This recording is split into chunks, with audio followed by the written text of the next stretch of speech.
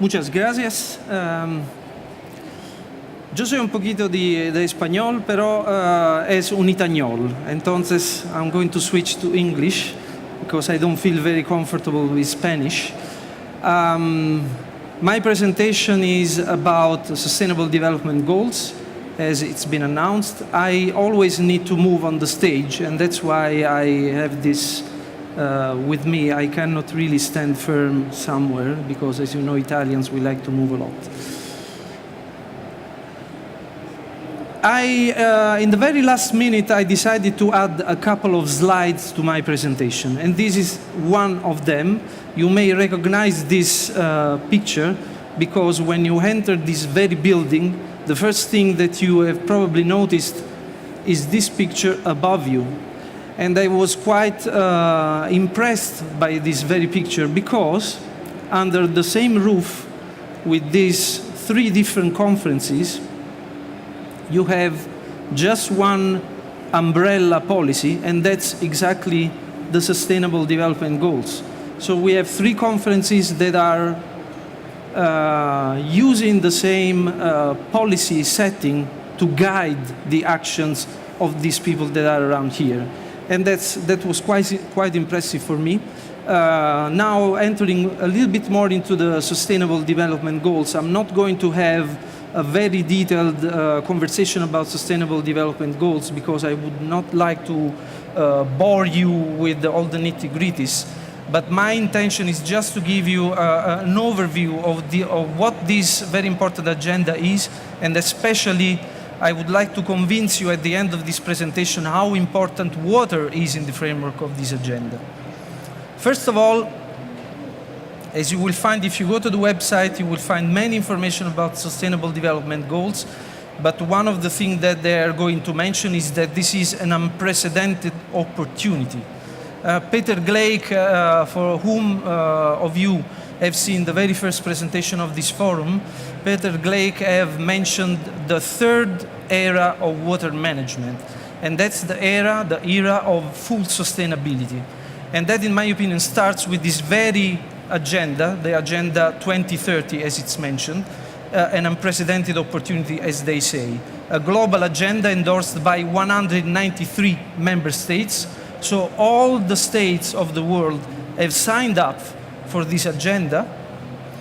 And very importantly, and I'm going to mention why this is important, especially with respect to previous agenda, it's an agenda that it's integrated in three dimensions: the economic dimension, the social dimension, and the environmental dimension. They are listed separately, but they are integrated in their intention. These are the 17 Sustainable Development Goals. For the sake of time, I'm not going to list all of them. That's not the purpose. But the purpose of having this slide is just to show, first of all, that 17 goals, it's a lot. With respect to the previous agenda, this is more than twice goals. It's not mentioned in this slide, but next to the goals, you have targets. And those targets, the number of these targets are 196 or 69, if I remember correctly. So it's a lot of targets, and with more than 200 indicators to monitor if we are going to achieve these goals.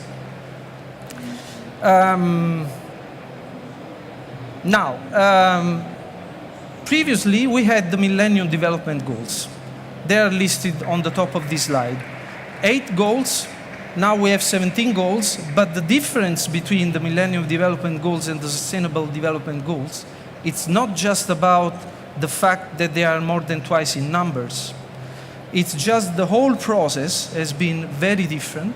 The Millennium Development Goals was really a more separate policies getting together into one agendas. The Sustainable Development Goals, it's again an integrated agenda, and I would like to stress the participatory nature of this agenda. There has been in the past years, before the 25th of September, that's 2015, the very moment that at the UN the member states endorsed this agenda, there has been a very long, very extensive consultation. Everyone, each of us, could participate in this consultation to shape this agenda, and that's the modality with which this agenda has taken place. So a lot of organizations outside the UN, outside the government, outside the NGOs, have made their own effort and their own contribution to this agenda, and this is the result, this 17 integrated universal agenda. One thing that I forgot so far to mention is that the Sustainable Development Goals, unlike the previous one, is not just development for developing countries. It's an overall agenda that counts for Namibia, for Nigeria, and counts for Italy and Spain as well.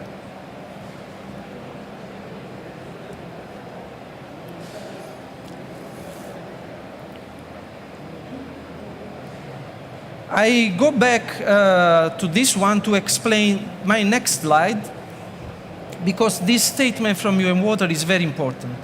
Water, it's not just a cross-cutting issue. I will show you how important water it is for the whole Sustainable Development Goals. But it's not because I'm a water person. It's fair to say that if we are unable to not succeed in improving our water management efforts, we are simply unable to achieve the Sustainable Development Goals, because water is appearing everywhere across the board in the Agenda 2030. Yes, there is a Water 6.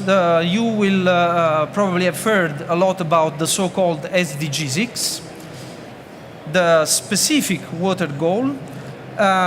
This is a nice slide that was made by Unilever. It's important to mention. Now even the private sector makes very nice slides about Sustainable Development Goals. And it's mentioned how the Water 6 consists of different targets, safe drinking water and sanitation. They are, let's say, the legacy from the previous agenda. We still have to finish the unfinished business of water supply and sanitation from the MDGs. But in the whole consultation process, it appeared very evident that it's not only about fixing the problem of drinking water and sanitation. It's more than that. We have water quality issues, the effect of wastewater on the environment, for example. Water efficiency. I will mention that a little bit later. In order to have more food, we will have to use water more efficiently. Integrated water resources management. Management of water not just in the circle, for example, of a city, but extensively at the level of river basin and beyond. For example, transboundary cooperation is very important in this agenda as well. And water-related ecosystem, the water and nature connection. SDG 6, we have just discussed. Water supply and sanitation, it's as I said, the legacy, finishing the unfinished business. The rest is also very important. But look, there is another aspect that is very important for proper water management, and that's the circle that you find in the center of this picture. Cooperation and participation. So international cooperation on water issues is a target by itself. And the participation, it means participation of the local communities. You may remember the one of you who have heard one of the first presentation of this forum. It was talking about water-wise city, and the biggest circle of a water-wise city is including citizens in the decision-making process. 17 goals, 169 targets, or 196, I think 169, and more than 200 indicators requires a lot of data. How are we going to manage this? There is a lot of efforts going on in data collection. And the main starting point is national statistical systems that are collected, and they are collected by international agencies, and in the end, the global SDG indicator database will make an overall statistics. So it's very important to have and a proper assessment whether we are achieving the goals up until 2030. It's very important that member states, each member states, make at the disposal of the whole UN system proper data. For example, that's a quick example on SDG 6 about monitoring this data. We have 3 different mechanisms. The JMP, the Joint Monitoring Program, is the joint WHO and UNICEF system, which has been already collecting the data for goals 6.1 and 6.2. But in addition to that, we have the GMI. For the other 6, 3, 4, and 5, 6, the Global Monitoring Initiative. And next to that, for the soft side, that's the 6.A and B, we have the GLAS, the Global Assessment for Sanitation and Drinking Water. And that's a World Health Organization mechanism. We have discussed about SDG 6, so I have already stated the obvious. Now I'm going to the less obvious, which is why is water so cross-cutting, why is water so essential? And I'm going to show you that all the other SDG, not all, well, virtually all the other SDGs depend on water, but there are some of them which are very closely related to water. For example, food security. Food security, I just mentioned here one of the targets, sustainable food production. And of course, I don't have to explain the implication about irrigation and water efficiency on having sustainable food production, considering that in a few years we are going to have 2 more billion people in this planet with the same amount of water. Health.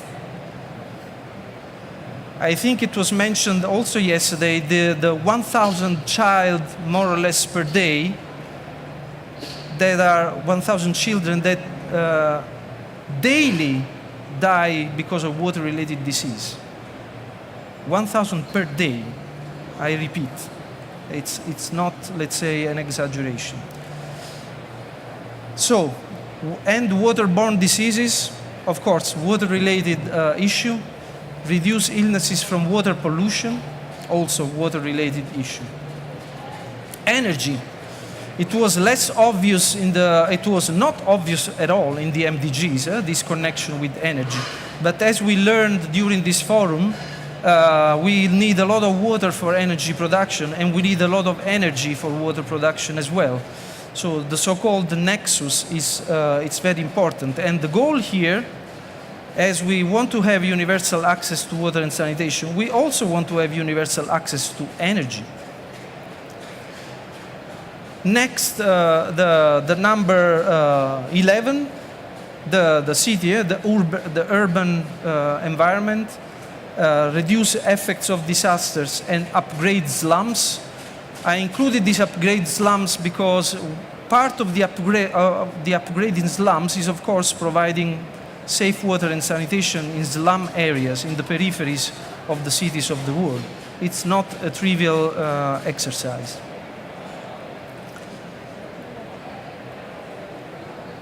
Climate change, resilience to hazards.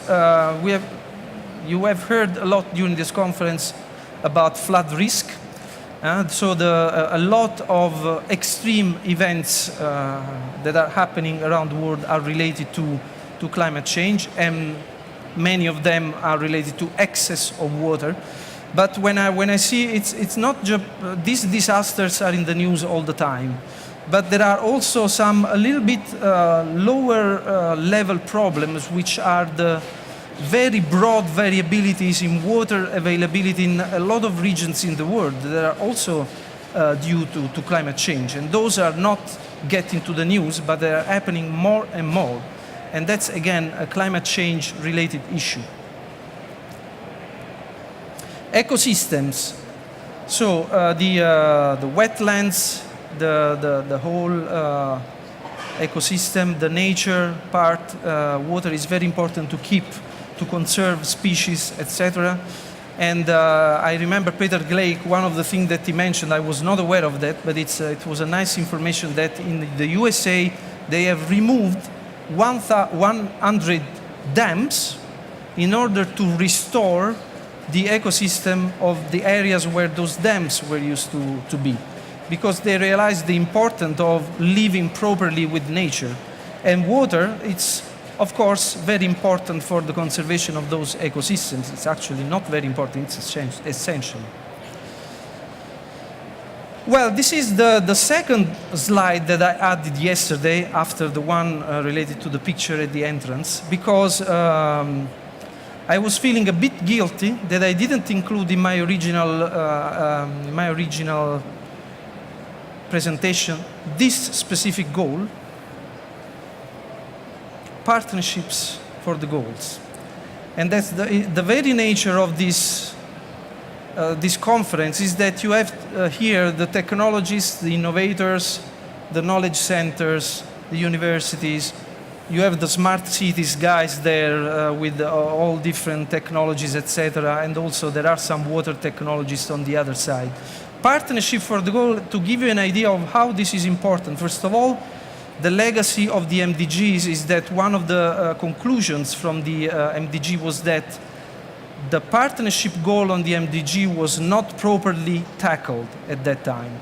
But because partnership is such a soft thing, it doesn't get mentioned too many times.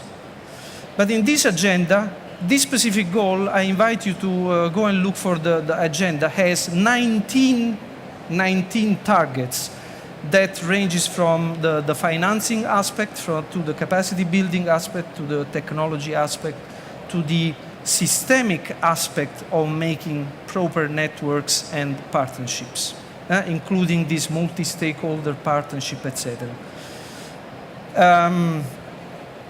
And I would like to connect with, well, of course, partnership, again, is a broad word. There are I have 3 minutes, I know that, I keep that in mind, that a partnership can be made of many different stakeholders. I would like to mention 2 here. First of all, the science. Science has also here, unlike the MDGs, a very, very important role, because in the Agenda 2030 there is 1 page about the role of science, technology and innovation. Peter Gleck mentioned that we need new solutions, in spite of the fact that many of the things we are doing are still working, are still effective, but the challenges are so big, food security, energy, that we need more of these innovations. And the innovation can provide solutions to grand global challenges, for sure. But it's, as the picture at the entrance of the forum, these SDGs can guide the actions of the innovators. I work for an academic institutions, and because of the nature of my academic institution, our main core business is sustainable development goals. But not all universities, not all departments, they have this as a final goal. But we can ask the question, innovation for what? Sometimes for fundamental issues, we don't need innovation. We really need to focus innovation to solve the issues of the world. And it's important that we have this overarching agenda to guide us. Second one, the role of the private sector. Private sector also, again, unlike in the previous agenda, where private sector was a bit of a controversial kind of issue. Nowadays, I can come here in this context where everything is private sector on the other side of this wall. I can speak about SDGs. 30 years ago, it was a bit more difficult. But the role of private sector is acknowledged by the UN. There is a mechanism called UN Global Compact. It's a UN-based mechanism to try to involve the private sector more in the sustainable development goals. I list here some of the tools, some of the mechanism to make a connection private sector, in this case specifically with SDG 6. And there is another interesting mechanism that I would like to mention, the World Business Council for Sustainable Development. This is not UN mechanism, although they work together. It's made by CEOs of big companies. They get together to make business work for sustainable development. So there is a lot of activities going on at corporate level to help sustainable development goals. Some emerging trend, and then I'm finished just in time. The corporate water stewardship, if you will, this is a little bit of upgraded concept of corporate social responsibility. Corporate social responsibility, though, it was always felt like a side activities in company. Okay, let's do corporate social responsibility, it helps for our name, etc. Water stewardship is more than that. It's assessing the risks related to not properly manage the water resources and the water that is used by the companies. The other one is water valuation.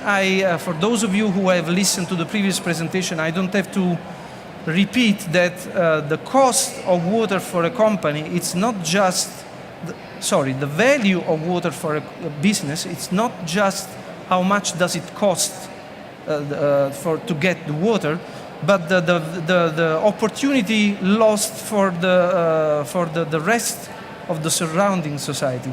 And there are nice publications by the WBSCD to assess how much the water is valuable for their companies.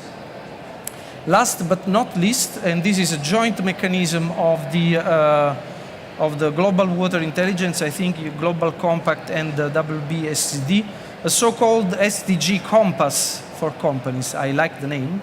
How a company that wants to make a contribution, an active contribution as an important stakeholder for the Sustainable Development Goals, there are a lot of tools and how to they can get oriented in their effort towards sustainable development. It's not anymore, once again, a CSR effort, but it's an active contribution that makes sense from a business perspective. Now investors are also looking, for example, on how companies, they assess the water risk and what they do to avoid that water is not used properly. So it's also a business case that they have to contribute to sustainable development. And with that, I finished my presentation. You can send me questions at this email address. And I'm looking forward to the upcoming roundtable where these kind of topics are going to be further explained with my colleagues. Thank you very much.